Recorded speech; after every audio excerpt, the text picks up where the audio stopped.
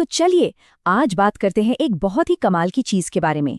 कभी सोचा है कि खाने का एक निवाला हमारे शरीर को चलाने वाले ईंधन में आखिर बदलता कैसे है? आज हम उसी शानदार सफर को देखने वाले हैं। ये एक ऐसी प्रक्रिया है जो हर पल हमारे अंदर चलती रहती है, और सच कहूं तो ये किसी जादू से कम नहीं है। सवाल तो बड़ा सीधा सा है ना? लेकिन इसका जवाब हमारे शरीर के अंदर चल रही एक बहुत ही दिलचस्प और कॉम्प्लेक्स प्रक्रिया में छिपा है। ये सिर्फ खाने की बात नहीं है, ये ट्रांसफॉर्मेशन की, यानी एक चीज से दूसरी चीज में बदल जाने की एक जबरदस्त कहानी है। तो सबसे बड़ी चुनौती क्या है? देखिए, जो खाना हम खाते हैं, जैसे कि कार्बोहाइड्रेट्स, प्रोटीन्स और फैट्स, वो असल में बड़े बड़े कॉम्प्लेक्स मॉलिक्यूल्स से बना होता है। लेकिन हमारे शरीर की जो कोशिकाएं हैं, उन्हें ऊर्जा के लिए इन मॉलिक्यूल्स के छोटे और सिंपल रूप चाहिए। बस यहीं पर हमारा पाचन तंत्र यानी डाइजेस्टिव सिस्टम अपना कमाल दिखाता है। तो हमारे डाइजेस्टिव सिस्टम का मेन काम क्या है? इन बड़े बड़े मॉलिक्यूल्स को उनके सबसे छोटे सोखने लायक हिस्सों में तोड़ना। इसे ऐसे समझिए जैसे किसी कंस्ट्रक्शन साइट पर बड़ी बड़ी दीवारों को छोटी छोटी ईंटों में तोड़ा जाता है, ताकि उन ईंटों से फिर कुछ नया बनाया जा सके या एनर्जी पैदा की जा सके। तो चलिए इस सफर की शुरुआत से शुरू करते हैं। सब कुछ शुरू होता है पहले निवाले के साथ, जो हमारे मुंह में जाता है, जिसे ओरल कैविटी भी कहते हैं। हमारे मुंह में ना एक साथ दो तरह के काम होते हैं। एक तरफ हमारे दांत खाने को चबाकर छोटे छोटे टुकड़ों में तोड़ते हैं, इसे कहते हैं मैकेनिकल डाइजेशन।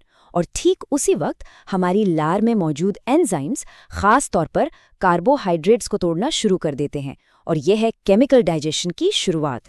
हमारी जीभ का काम सिर्फ स्वाद चखना नहीं है, इसका एक और बहुत ज़रूरी काम है। ये चबाए हुए खाने को लार के साथ अच्छी तरह मिलाती है और उसे एक मुलायम गोले की शक्ल देती है।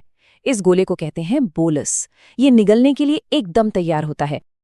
अब ये बोलस अपना सफर आगे बढ़ाता है। ये खाने की नली यानी एसोफेगस से नीचे उतरता है और पहुंचता है डाइजेशन के अगले बड़े स्टेशन पर, यानी हमारे पेट में। 1.5 लीटर है ना कमाल की बात? हमारा पेट लगभग 1.5 लीटर खाना और लिक्विड्स अपने अंदर रख सकता है। ये एक तरह का प्रोसेसिंग चैम्बर है, जहां पाचन का असली केमिकल एक्शन होता है। पेट का असली हथियार पता है क्या है? वो है इसका गैस्ट्रिक जूस, जिसमें होता है बहुत ही पावरफुल हाइड्रोक्लोरिक एसिड। ये एसिड इतना ताकतवर होता है कि ये सख्त से सख्त खाने को गला सकता है और खाने के साथ आए हानिकारक बैक्टीरिया को भी खत्म कर सकता है। तो जो बोलस मुंह से आया था, वो अब पेट में पहुंचकर एक एसिडिक गाढ़े पेस्ट में बदल जाता है, जिसे काइम कहते हैं। ये तब होता है जब पेट की मांसपेशियां खाने को मथती हैं और उसे अपने पावरफुल एसिड के साथ मिला देती हैं। लेकिन यहाँ एक बहुत ही दिलचस्प सवाल उठता है। अगर पेट का एसिड इतना ही पावरफुल है, तो वो खुद पेट को ही क्यों नहीं गला देता? इसका राज वो छिपा है हमारे शरीर की शानदार इंजीनियरिंग में। पेट की अंदरूनी दीवारें म्यूकस यानी बलगम की एक मोटी परत बनाती हैं। ये परत एक शील्ड की तरह काम करती है और एसिड को पेट को ही नुकसान पहुंचाने से रोकती है। पेट के बाद अब काइम पहुंचता है इस कहानी के असली हीरो के पास, जहां से सारे पोषक तत्व सोखे जाते हैं, और वो जगह है हमारी शक्तिशाली छोटी आंत। 6 से 7 मीटर! जरा सोचिए ये कितनी ज्यादा लंबाई है, लेकिन फिर भी इसका नाम है छोटी आंत। वो इसलिए क्योंकि इसका डायामीटर यानी इसकी चौड़ाई बड़ी आंत से कम होती है। ये लंबी घुमावदार ट्यूब पोषक तत्वों को निकालने के लिए ही बनी है। लेकिन छोटी आंत ये सारा काम अकेले नहीं करती। इसकी मदद के लिए एक पूरी टीम है। लिवर, पैंक्रियाज और गॉल ब्लैडर, ये तीनों अंग ऐसे जूस और एंजाइम्स बनाते हैं जो पेट से आए एसिड को न्यूट्रलाइज करते हैं और फैट्स, प्रोटीन्स और कार्बोहाइड्रेट्स को पचाने में मदद करते हैं। छोटी आंत की असली ताकत छिपी है इसकी बनावट में। अंदर से ये किसी रोएनदार कालीन की तरह होती है। इसकी दीवारों पर लाखों उंगलियों जैसी छोटी छोटी संरचनाएं होती हैं, जिन्हें विली कहते हैं।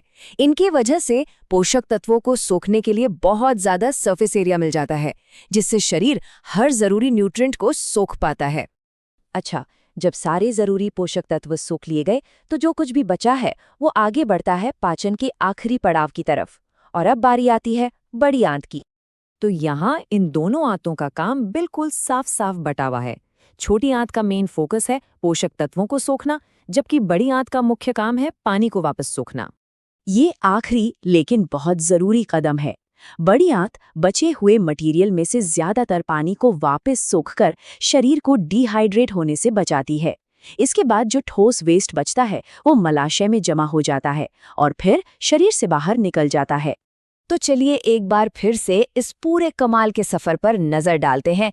खाने के एक निवाले से लेकर हमारे शरीर की हर कोशिका के लिए ईंधन बनने तक की ये यात्रा वाकई में अद्भुत है। ये टाइमलाइन हमें एक बहुत ही दिलचस्प बात बताती है।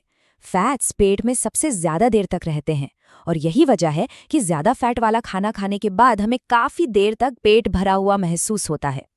जरा सोचिए, एक ऑटोमेटिक फैक्ट्री, एक केमिकल लैब और एक पावर प्लांट, ये सब एक साथ हमारे अंदर ही काम कर रहा है।